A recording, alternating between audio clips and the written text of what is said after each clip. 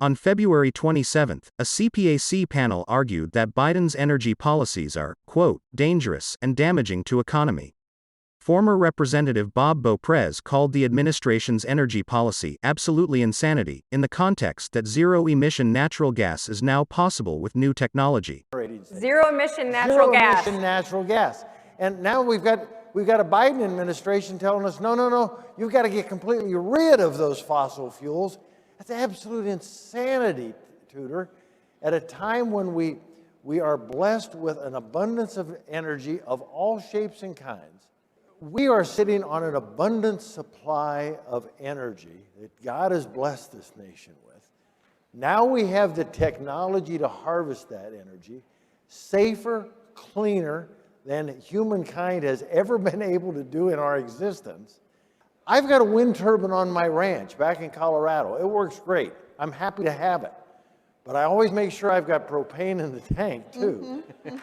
Yeah. Because sometimes the wind doesn't blow.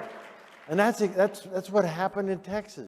TC Energy, the company behind the Keystone XL pipeline project that was shut down on Biden's first day in office, stated in a January 17 that the project operations would, quote, achieve net zero emissions when the pipeline is in service and, quote, fully powered by renewable energy sources no later than 2030.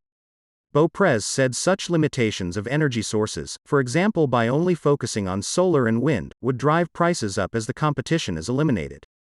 On the same panel, Representative Mike Kelly said the people that always get hurt from things like increased electricity prices are the low-income people. And this idea that somehow this is going to be an advantage for them as we go forward is absolutely ridiculous, especially if you live in the rural areas.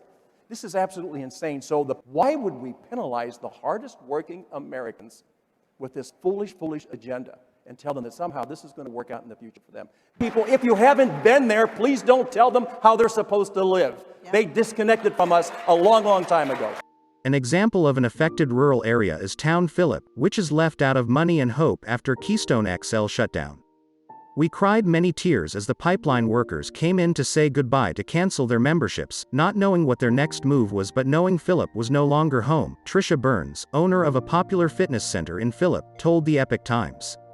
I don't understand how one individual can arbitrarily stop a project. One person should not have that much power in America, Phillip Mayor Michael Vetter told the Epoch Times, adding that, quote, every permit had been granted and the project was well underway. There is now legislation aimed at revoking the presidential permit authority, which Biden used to shut down the pipeline.